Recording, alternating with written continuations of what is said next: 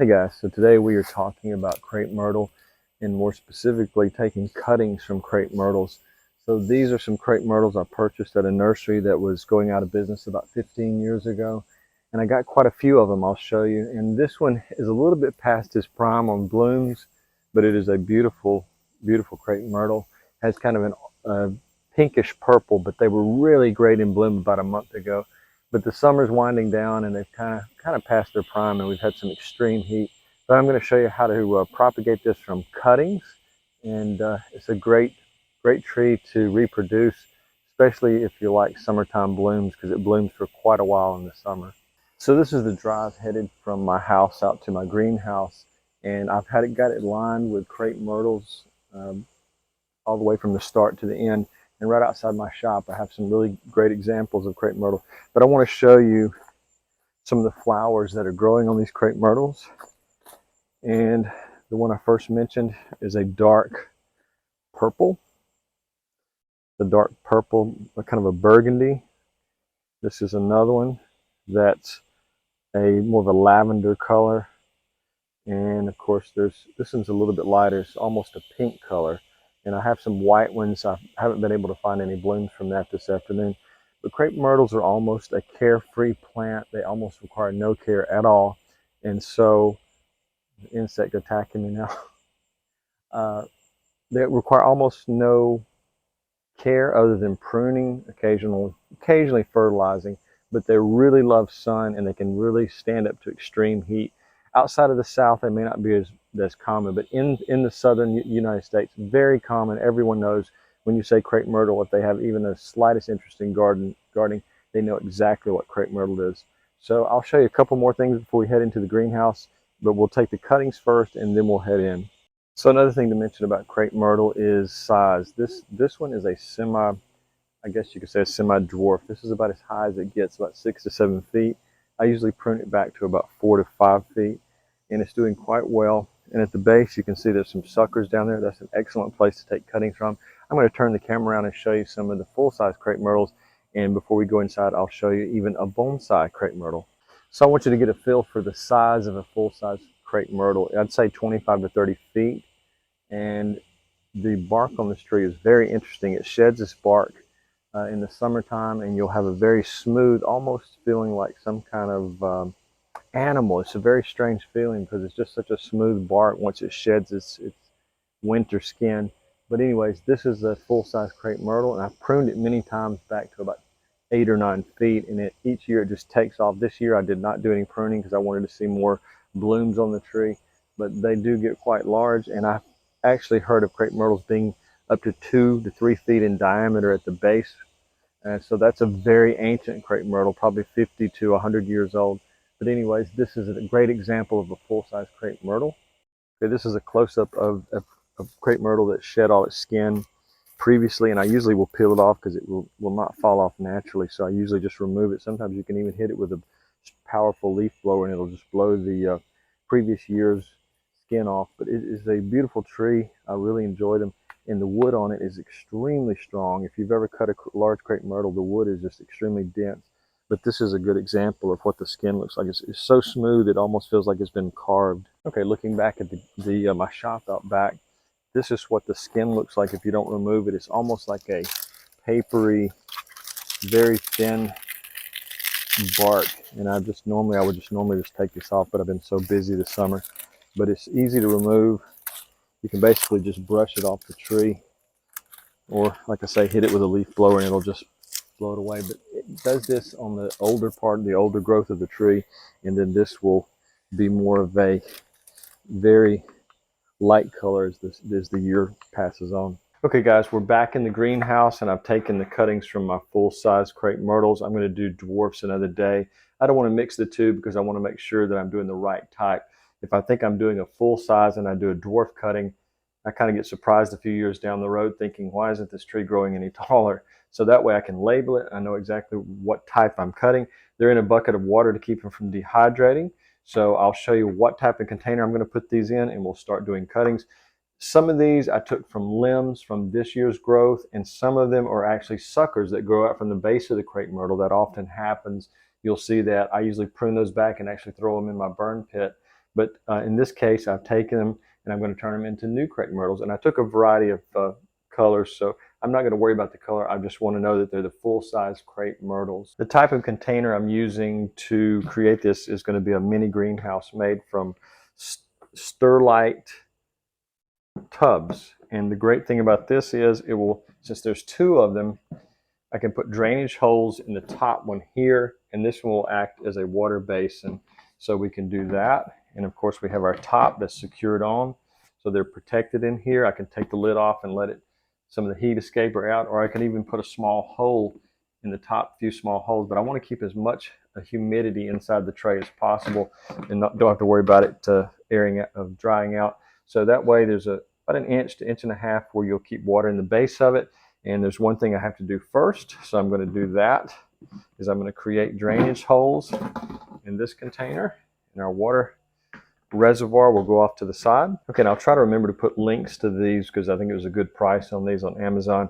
The other thing is my soldering pin that's got a little bit of plastic residue on it. That's why it's smoking.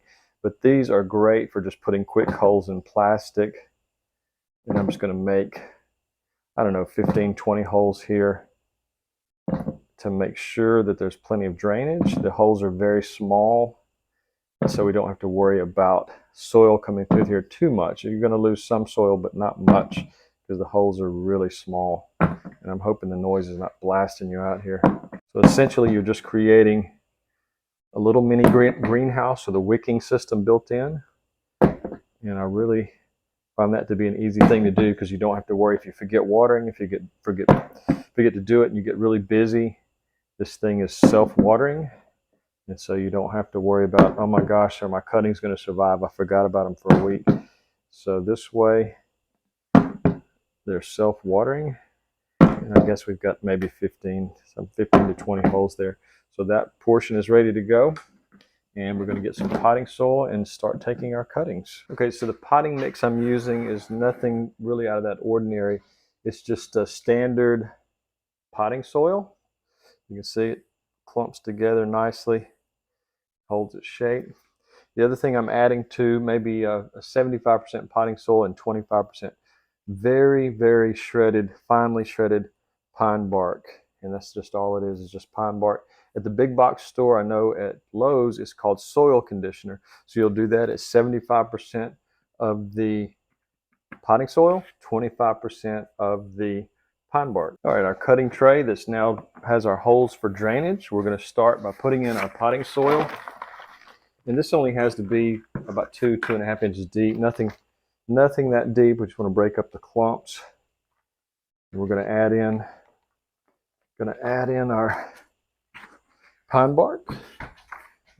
This is about 25%, whereas the potting mix is about 75%.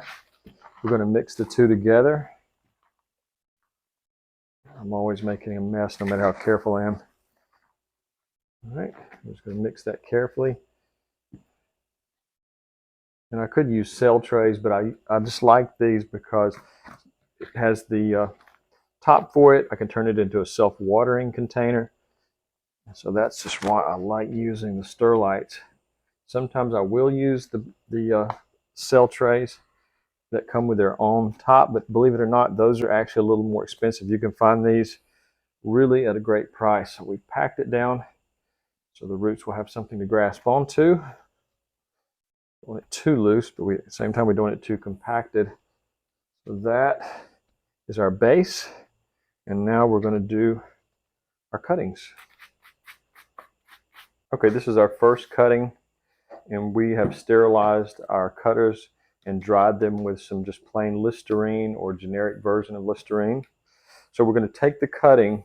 I'm going to just recut because I have one down there. I'm going to cut straight across.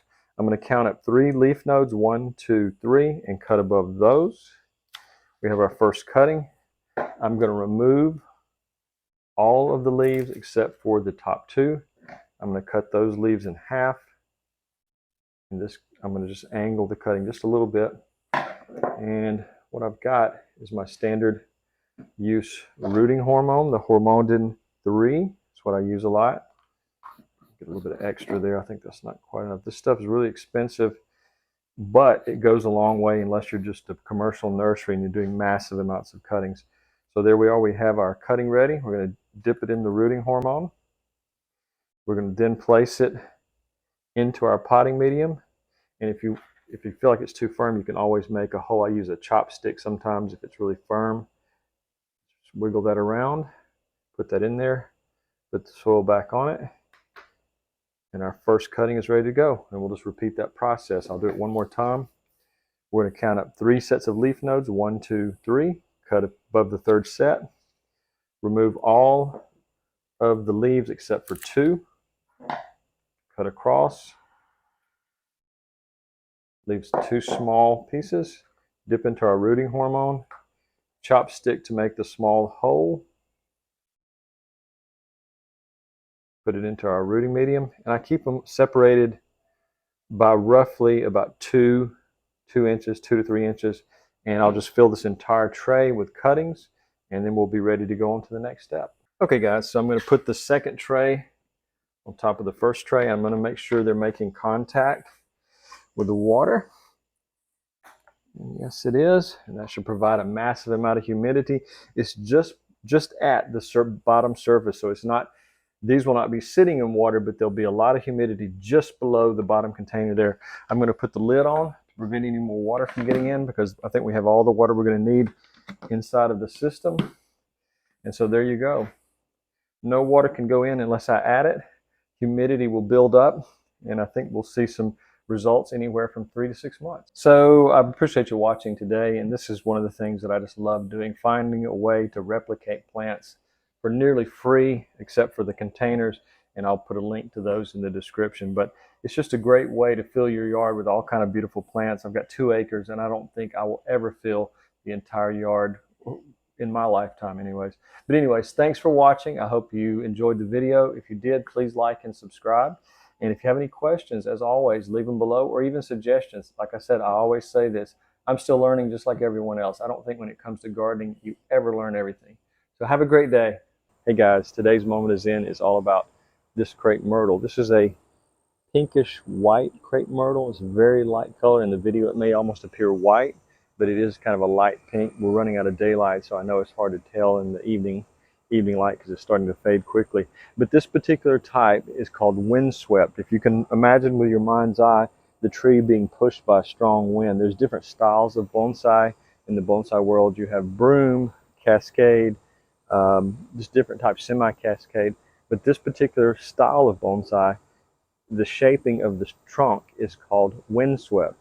So that's an interesting thing about this tree, is it's hard to find a good windswept tree. I've pruned it many times and I really like it. So that is today's moment of Zen, and I hope you enjoy seeing this type of bonsai.